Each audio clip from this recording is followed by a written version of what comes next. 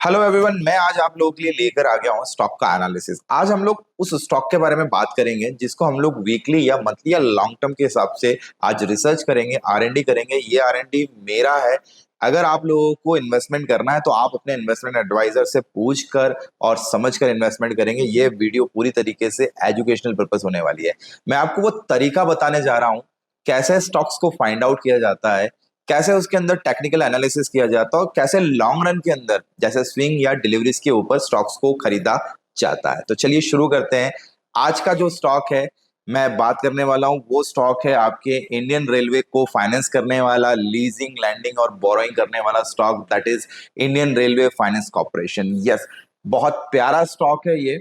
और Indian railway के अंदर ये फाइनेंसिंग का काम करता है। लोकोमोटिव्स हो या फिर नए इनोवेशंस हो या फिर नई फास्ट ट्रेन्स हो या वंदे भारत जैसी ट्रेन्स हो, उनको फाइनेंसिंग करने का काम ये कंपनी करती है। और एक मिनी रत्न है, गवर्नमेंट ऑफ इंडिया अंडरटेकिंग है।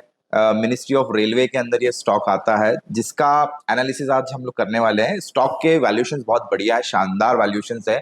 प्रॉफिट्स जो है वो कंटिन्यूसली बढ़ते जा रहे हैं। इसके जो असेट्स है वो भी बढ़ते जा रहे हैं। रेवेन्यू, ये सारी चीजें प्रॉफिट के अंदर ही है। कंपनी मिनी रत्न है। तो चलिए अपन इसको थोड़ा सा टेक्निकली के हिसाब से देख लेते हैं। मैं कैसे ट्रेड्स को प्लान करता हूँ थोड़ा सा मैं वो आपको बता देता हूँ। आप भी प्रॉपरली उसी तरीके से काम कर सकते हैं। मैंने जस्ट नॉर्मली एक कैलकुलेशन किया है।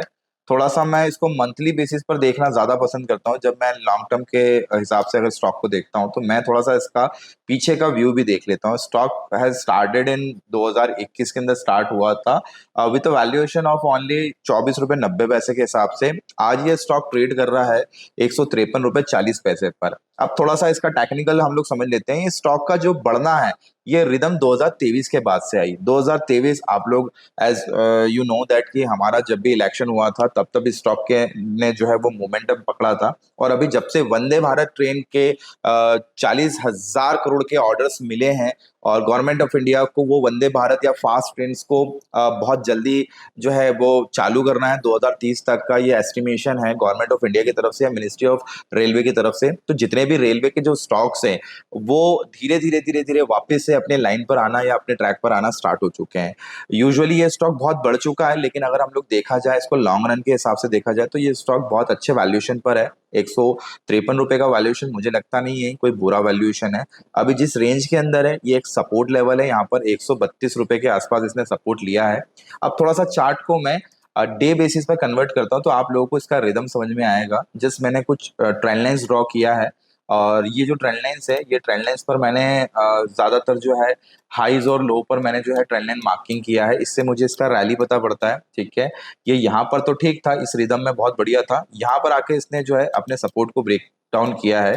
ऑलमोस्ट अगस्त और ये जो अक्टूबर का जो पीरियड था इसमें पूरे इंटायर मार्केट के अंदर सेल ऑफ हुआ था बिकॉज यहाँ पर एफआईआई डीआई ने सबने अपने प्रॉफिट्स बुक किए थे क्योंकि ये ऑल टाइम हाई गया था अभी तक 229 रुपए और अभी हाल फिलहाल अपने ये हायर लो के लेवल पर बैठा हुआ है। और हायर लो इसके प्रीवियस के हिसाब से देखा जाए तो उससे ऊपर ही है, यानी मुझे यहाँ पर एक अच्छा खासा जो है एक सेंटिमेंट दिख रहा है जो इसको ऊपर की तरफ पुश कर सकता है। ठीक है, अभी थोड़ा सा हम लोग इसको जो है रिमूव करते हैं, देखते हैं कि कहाँ तक अपना जो है ये स्टॉक जो है एनालिसिस हम लोग कर पाते हैं। ठीक है, चलो अब बेसिक फंडा है ये। जब भी आप लोग इतना पुराना रिदम देख लेते हो तो मुझे लगता है कि आपको बैक टेस्टिंग जो होता है वो थोड़ा सा हेल्प करता है फ्यूचर के अंदर।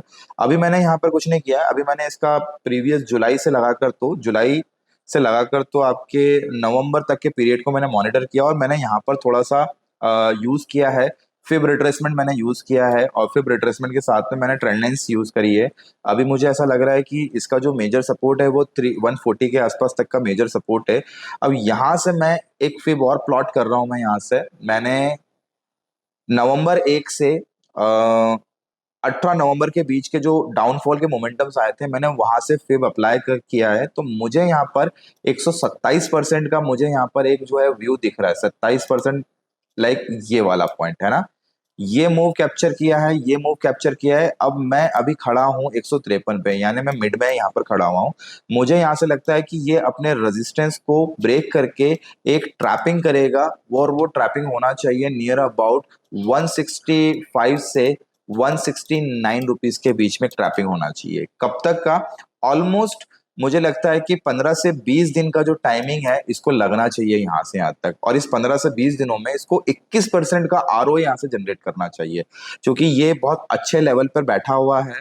वॉल्यूम भी अब है इसके अंदर और सपोर्ट भी बहुत प्यारा है, ठीक है। सो एक हम लोग यहाँ पर एस्टिमेट करते हैं, अगर हम लोग यहाँ पर एक 14 दिन का पीरियड ले लेते हैं लेट्स सपोज, क्योंकि मैंने जो बार्स जितने भी कैलकुलेट किए वनडे के बार है, और वनडे के बार पर मैं इसको कैलकुलेट कर रहा हूँ नियर अबाउट 18 नवंबर से, ठीक है। 18 नवंबर से हम ले रहे हैं इसको, 18 नवंबर से हम काउंट करेंगे इसको 9 दिसंबर तक, ठीक है। 9 दिसंबर तक हमारा ये व्यू होना चाहिए कि ये 165 रुपए से 169 रुपए के आसपास जाकर इसको वहां पर या तो बाउंस बैक कर देना चाहिए, या तो फिर वहां से इसको ब्रेकआउट करके इसको ऊपर की तरफ चले जाना चाहिए, ठीक है।